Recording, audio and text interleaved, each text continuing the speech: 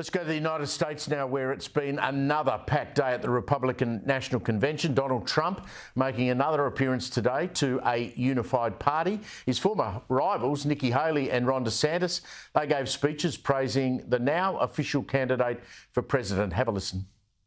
If we have 4 more years of Biden or a single day of Harris, our country will be badly worse off.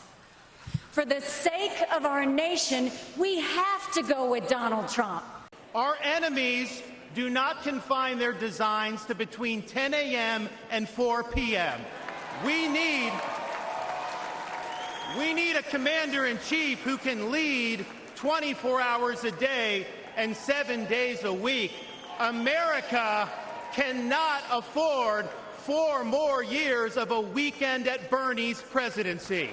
Joining me now is commentator and host of Outkick's Tomi Lahren is fearless. Tomi Lahren, day 2, the RNC. I watched the full speech of Ron DeSantis and Nikki Haley. What do you make of Nikki Haley being allowed back into the tent? And what do you think Donald Trump would make of that? Well, listen, I think that former President Donald Trump is happy to have the party united. We simply cannot win if we don't have a united front, a united Republican Party. And with all of the primary challenges, with all of the issues that we had in the House of Representatives, not being able to pick a speaker, I don't think many Republicans were confident that we would get to this point sitting here in July at this kind of convention, being the party of unity and the party that is unified and the party that is loyal and the party that is galvanized around a candidate. No one thought that would be the Republican Party, but it is. The Democrat Party, they don't even know which candidate they want at this point. There's a lot of infighting, really a mutiny to get rid of the top of their ticket. And then over on the Republican side, you have, just tonight, you have Vivek, you have Nikki Haley, you have Governor Ron DeSantis, all talking about how they endorse and they support the candidate, President Donald Trump. So I think you see an incredible amount of unity on the Republican side. And as a Republican, I sure love to see it. Do you think the attempted assassination at the weekend, that awful event that unfolded, has galvanised Donald Trump's campaign? I think it certainly has. And I'll tell you what, just watching former President Trump at the convention for these couple of days, I think that there is a notable change in his demeanor. I think that he realizes that this could have very much so been a very different situation for him, and he could have been injured much worse or even died last weekend. So I think you see a different demeanor, but I also think that you see a party that is ready to fight for America, that's ready to unify, not just within itself, but ready to unify America. We've realized that the other side, which promised us that for 3.5 years, has failed to do it. So I think that you're seeing a reinvigoration of what it means to be a Republican, a conservative, a patriot, an American. And that's what you're seeing at this convention, with a lot of folks being invited to speak that normally wouldn't be invited to speak at a Republican convention. I think we're breaking down walls and barriers. We're expanding the tent, and that all things that bode very well for an election in November. Look, you could excuse Donald Trump for not turning up there until he speaks on Thursday. I think yesterday and again today that Trump looked, in my view, a little shaken, a little bit rattled to me, which is understandable when you've missed death by, after all, a couple of centimetres. I don't know if he looks rattled to me. I think that even, seconds after what happened, he looked very defiant and obviously like the battle-born warrior that he is. I think what we're seeing really from Donald Trump is he's soaking in the moment. He's understanding that he is the nominee of the Republican Party for the 3rd time. That's already a historic accomplishment. But he's also realizing and soaking up the moment that this is really his time. He's been given a second lease on life, and not just because of an assassination attempt, but really because of everything that's been hurled at him over the last 9 years. I mean, he's had to withstand so much, including an attack on his life. So I think what you're seeing is Donald Trump really being present, soaking up the moment, and being grateful for the party and the people he has around him this week. Look, yeah, I think, lesser people would have walked away, and I think it's a credit to him that he's not done that. We learned today that US intelligence has uncovered a plot by Iran to assassinate Donald Trump, and that's before what happened on the weekend. Right. Well, what I think also, beyond this just being really disturbing, I also don't think that it should be surprising.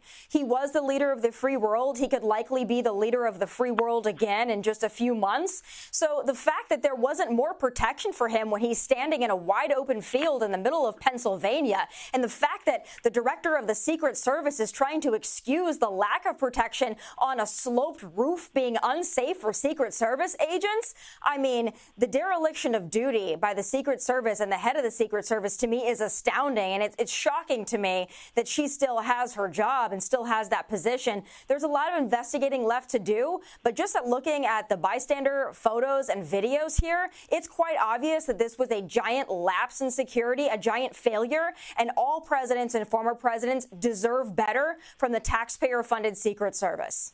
Given that excuse, which I still can't believe, about a sloped roof, Tommy, I mean, goodness me, you could have no event out in the open ever again if there's a sloping roof, because a sniper wouldn't be able to get on top of it. It's just crazy stuff. It's crazy. It's a ridiculous excuse. I think that there are a lot of former military members, special operators, even those in law enforcement that would be happy to protect and guard the former president in a much better way, in a much more secure way than he received over the weekend. And I think we're going to see a lot more coming out. At least I hope that we do. I hope we get a transparent investigation about exactly what went wrong and who really is to blame. I believe that the head of the Secret Service should resign. But beyond that, there's a lot of failures along the road there and along the way. It should have never been allowed to happen this way. And I hope this was a giant wake-up call to those that are pushing DEI initiatives or other woke garbage, that securing the president, former president, and any elected official, any American that deserves that protection, needs to be put first and foremost, and not people's feelings of what job they think they should attain or how diverse the force is. The fact that that's even been a conversation in the last several years, to me, is an embarrassment as an American.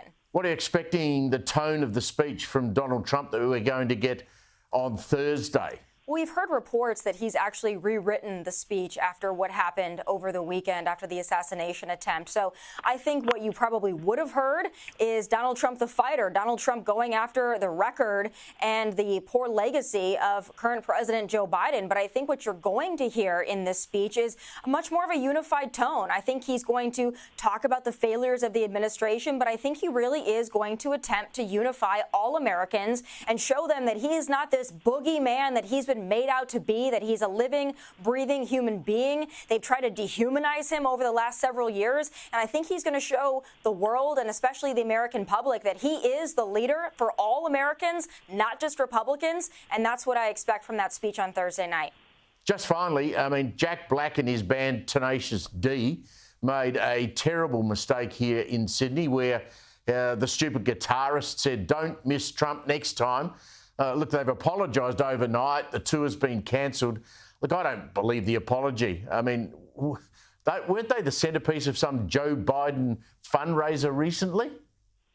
Exactly. Yeah, Jack Black was at that fundraiser when George Clooney, Jack Black, and everybody in attendance saw our current president cognitively failing and refused to say anything. That's a whole separate issue. But I don't buy the apology either. I'm not somebody that's for cancel culture. But when you have somebody that goes on stage with that kind of an audience so soon after a former president's life was literally centimeters from being taken, and you make that kind of a joke, I don't buy the apology. I don't believe in cancel culture, but I do believe that there needs to be some repercussions for that kind of talk. It's one thing to have freedom of speech, which we love here in America. It's another thing to celebrate the attack on a former president, on any official, on any human being. So I find that reprehensible and disgusting. But I don't expect much else from the Hollywood and the celebrity elite. Unfortunately, this is par for the course. Tommy, thanks very much for joining us. Thank you so much for having me. God bless.